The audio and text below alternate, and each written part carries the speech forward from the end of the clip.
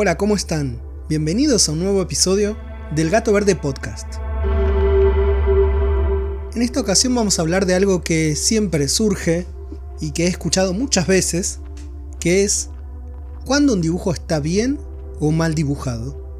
Antes que nada te voy a pedir que te suscribas y actives las notificaciones, así te enteras de los próximos videos y tutoriales que subimos por aquí. Muchas gracias.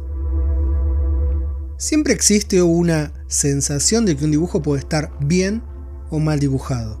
A veces tenemos recursos específicos para saberlo, como sabemos de anatomía, nos damos cuenta de que una mano está mal dibujada, de que una parte del dibujo está mal realizado, y otras veces tenemos la sensación de que algo está mal, pero no sabemos por qué.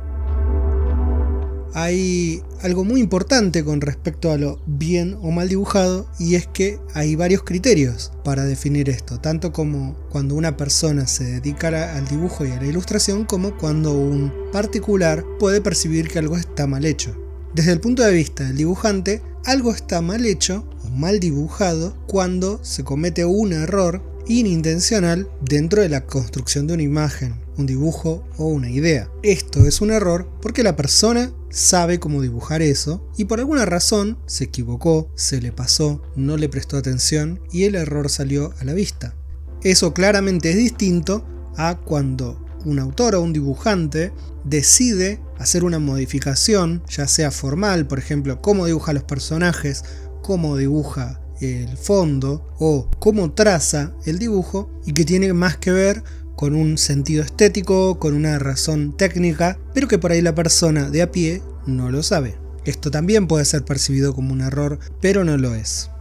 Y esto nos da el pie para entender un poco cómo funciona también el criterio de lo que es bello o atractivo o está bien según cada persona.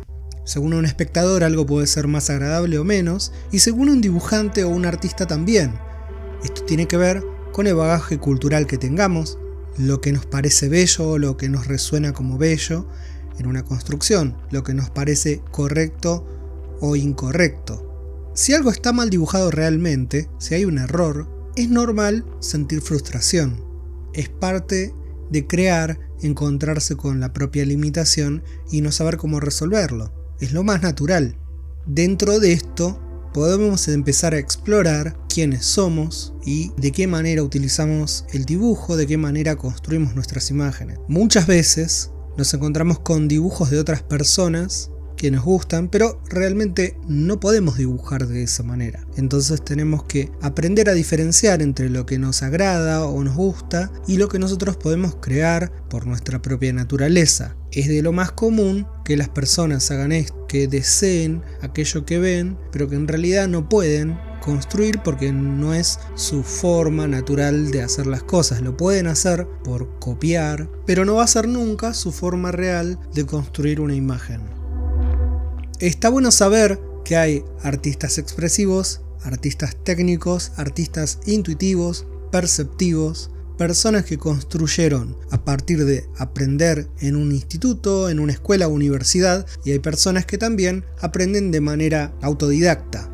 Por eso pueden haber dibujantes que nos parezcan que dibujan mal porque deciden ponerse una limitación formal específica, como trabajar solo con una herramienta o solo con una paleta de colores, pero hay una razón lógica, narrativa, funcional con la cual construyen de esa manera. En cambio, hay otro tipo de artistas que quizá no saben cómo hacer las cosas o lo hacen de manera intuitiva y se ve de esa manera el dibujo, se ve de esa manera el uso del color o de la composición, justamente por una falta de conocimiento. No está mal hacer las cosas de manera autodidacta o de manera espontánea. Quizá lo único que es problemático es que si no tenés algo bueno para contar con ese tipo de dibujo o de imagen, probablemente quede en la nada, va a quedar solo en una forma y luego rápidamente te vas a limitar, vas a repetir una y otra vez el mismo truco visual, el clásico one trick pony, y después no vas a tener con qué seguir tu producción creativa. Las redes sociales hicieron muy evidente esto, personas que a veces normalmente no tendrían exposición en un mundo gráfico clásico donde había ciertos estándares, y bueno, justamente las las redes sociales facilitaron que muchas personas se vuelvan populares más allá de su capacidad técnica. Claramente esa popularidad suele ser completamente efímera. Una cosa de buena que tiene aprender con un docente, un guía, una profesora, un profesor, es que te puede acortar el camino, te puede facilitar, ya que tiene la experiencia de haber hecho muchas veces eso. Pero también hay que tener mucho cuidado en el proceso de formación, ya que suele suceder que copiamos o imitamos ciertas formas de nuestros docentes. Es típico que se encuentren alumnos de ciertas escuelas o lugares y la gente pueda decir: vos estudiaste con tal, vos aprendiste con tal, porque se ve, porque hay marcas distintivas que la gente copia, sobre todo cuando empieza a aprender. Es menester del que estudia ir liberándose de esas cargas de a poco hasta llegar a su propia forma de dibujar, sea correcta, incorrecta, bien dibujada o mal dibujada, como la perciba, pero propia. Para ampliar un poquito este punto, vamos a hacer algo que hasta ahora no habíamos hecho en este podcast, y es agregar imágenes. Así que si estás escuchando esto solo con audio, te recomiendo mirar cada tanto la pantalla, ya que vas a ver algunas imágenes estáticas que van a hacer referencia a lo que voy a estar hablando. Justamente entre esta diferencia entre mal dibujado y bien dibujado, buen artista o bien artista, etc., hago una diferenciación general entre aquellos artistas que son expresivos y aquellos artistas que tienen una gran virtuosidad o capacidad técnica, como para que veamos este juego de lo que está bien dibujado o mal dibujado. Entre los artistas técnicos o virtuosos tenemos, por ejemplo, a Chris Van Allsburg, que es el autor de Jumanji o de La escoba de la bruja o El expreso polar, un artista con un gran dominio de la luz y la sombra y del color, súper meticuloso, que trabajaba muy lento y que uno podría considerar que era un artista increíble, y de hecho lo es para mí. Tenemos, por ejemplo, también entre los artistas técnicos a Chris Ware, que es un ilustrador y novelista gráfico americano, que hizo un montón de portadas para el New Yorker y tiene varias novelas gráficas y tiene un estilo técnico muy estructurado, basado en perspectivas isométricas y perspectivas planas, con un gran cuidado en el diseño de las piezas y una minuciosidad también envidiable, pero sintético. Por otro lado tenemos a François Roca, este autor francés, que tiene en su haber un montón de libros con una técnica similar a acrílico u óleo, muy cuidadosa de luz y sombra, con paletas muy orgánicas. Y podemos incluir dentro de esta lista a Takehiko Inoue, o Inoue, como quieran decirle, el autor de Vagabond y de Slam Dunk, y es un historietista o mangaka japonés que tiene un estilo muy meticuloso y cuidadoso, que podríamos considerar casi como perfecto. Y por el otro lado pongo a los artistas expresivos, aquellas personas que tienen una gran capacidad para expresar a través de su dibujo sensaciones, y que para el ojo muchas veces no entrenado del humano de a pie, como digo, sin desprestigiar a las personas que consumen el arte en general, tenemos por ejemplo a Quentin Blake, que es ilustrador británico súper conocido por haber ilustrado todos los cuentos de Roald Dahl, entre Matilda, que La maldición de las brujas, que Charlie y la fábrica de chocolate.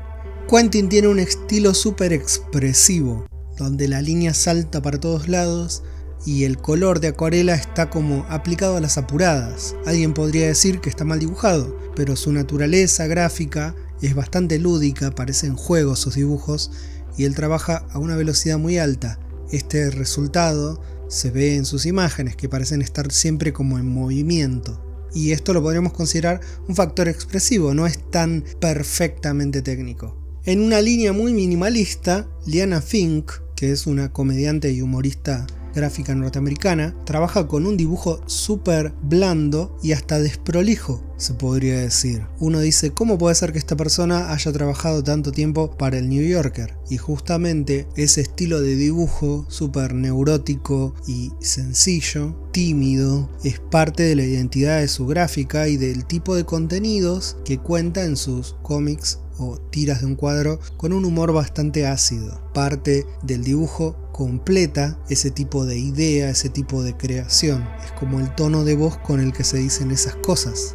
Luego también me gusta mencionar a Jun Solar, este artista argentino que se dedicó a hacer pequeñas acuarelas muy misteriosas. De chico me parecían horribles sus dibujos, me parecían como pobres, limitados, pero con el tiempo descubrí y fui conociendo que en realidad él lo que estaba haciendo era haciendo dibujos simbólicos que tenían un alto contenido esotérico y en donde cada elemento que agregaba tenía una importancia vital. No estaba dibujando la realidad, sino que estaba construyendo un mundo simbólico donde ideas se visitaban, conocimientos muy profundos. Sin embargo, al ojo pelado de cualquier persona o de, por ejemplo, mi persona de adolescente, parecía algo mal hecho. Como último ejemplo, está bueno mencionar siempre a Pablo Picasso, este gran explorador gráfico y del dibujo del siglo XX, donde en sus muchas formas de establecer vínculos con el dibujo, hizo un montón de dibujos que para mucha gente parecerían horribles. El mismísimo Guernica parecía una deformidad,